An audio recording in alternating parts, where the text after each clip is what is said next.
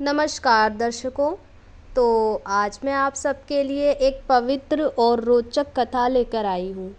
हमारे चैनल पर इस कथा का शीर्षक है कृष्ण जी का जन्म। इस कथा में हम जानेंगे कैसे श्री कृष्ण भगवान का जन्म हुआ और कैसे माता देवकी ने उनको जन्म दिया और कैसे वे माता यशोदा के पास पहुँच गए। लेकिन मैं अपनी कथा शुरू करने से पहले आप सबसे कुछ कहना चाहती हूँ। अगर आपको हमारी ये वीडियो पसंद आती है तो आप हमारे चैनल को सब्सक्राइब ज़रूर कीजिएगा। तो चलिए शुरू करते हैं हमारे कृष्ण जी के जन्म की ये रोचक कथा।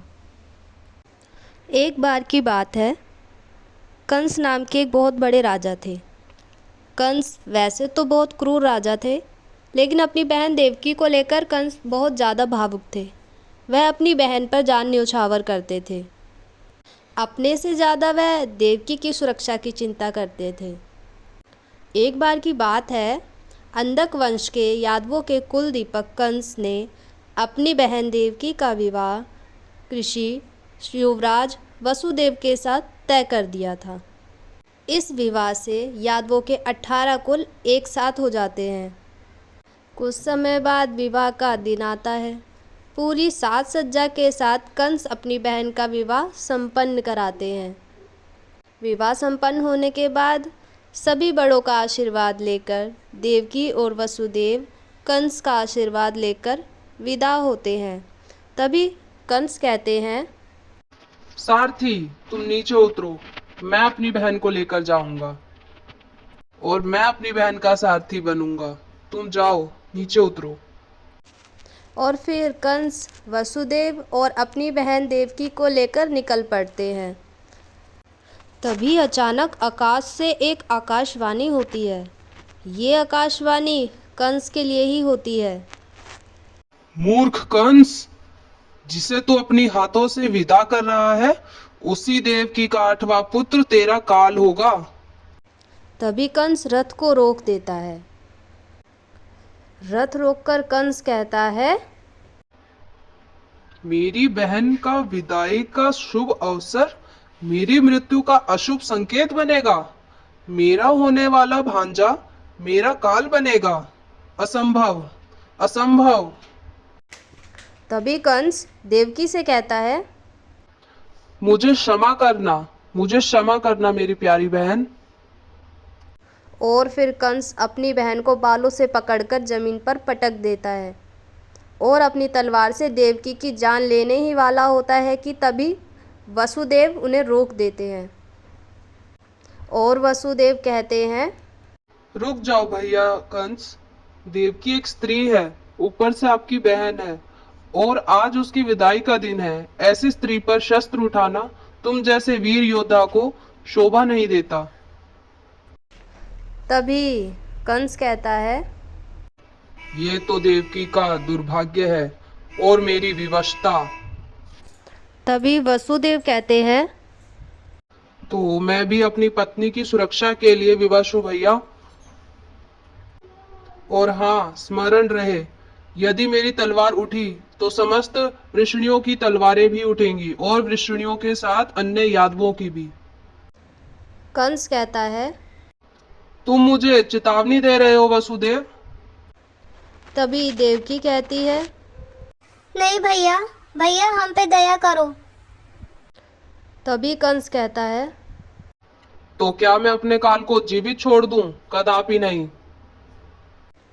तभी वसुदेव कहते हैं, तुम्हारा काल ना तो मैं हूं ना देवकी, बल्कि हमारा 8वां पुत्र है। मैं तुम्हें वचन देता हूं कि जन्म लेते ही देवकी की हर संतान तुम्हारी सेवा में अर्पित कर दूंगा। तभी कंस कहता है, तुम सत्यवादी और वचन के पक्के हो, परंतु जब तक मेरा काल समाप्त नहीं हो जाता तब तक तुम दोनों गजराज बंदी गृह में बंदी रहोगे। कुछ समय के पश्चात देवकी और वसुदेव की पहली संतान होती है और वचन के अनुसार वसुदेव अपनी संतान को कंस को दे देते हैं। तभी कंस कहता है, जब तुम्हें 8वीं संतान हो तब उससे लाकर मुझे देना। और ये सब सुनकर वसुदेव खुश होकर वहाँ से चले जाते हैं। और देवकी को ये सब बातें बताते हैं। तभी कुछ समय बाद कंस वसुदेव और देवकी के पास आते हैं और कहते हैं, इस फूल की सभी पंखुड़ियों को देखो और मुझे बताओ इसमें से पहली पंखुड़ी कौन सी है और आठवीं कौन सी है। ये सब सुन के देवकी और वसुदेव डर जाते हैं। तभी कंस देवकी के पुत्र को छीन लेता है और मार देता है। ऐसे ही कंस एक एक करके देवकी की 7 संतानों को मार देता है। फिर आती है एक संतान के जन्म होने की घड़ी, और ये संतान थी देवकी की 8वीं संतान, यानी कि श्री कृष्ण भगवान और कंस का काल। देवकी अपने प्रसव पीड़ा में लीन होती है। तभी विष्णु भगवान देवकी और वसुदेव के कारागृह में प्रकट होते हैं और विष्णु भगवान कहते हैं, वसुदेव, देवकी, भय मत करो। तुम दोनों ने मुझे पुत्र रूप में पाने के लिए सहस्त्र वर्षों तपस्या की है। तुम्हारे अनन्य प्रेम से प्रसन्न होकर मैंने आज तुम्हारे यहाँ जन्म लिया है। वसुदेव, विलंब मत करो, मुझे तुरंत यमुना के पार गोकुल ले जाओ और वहाँ नंद की पत्नी यशोदा ने एक कन्या को जन्म दिया है।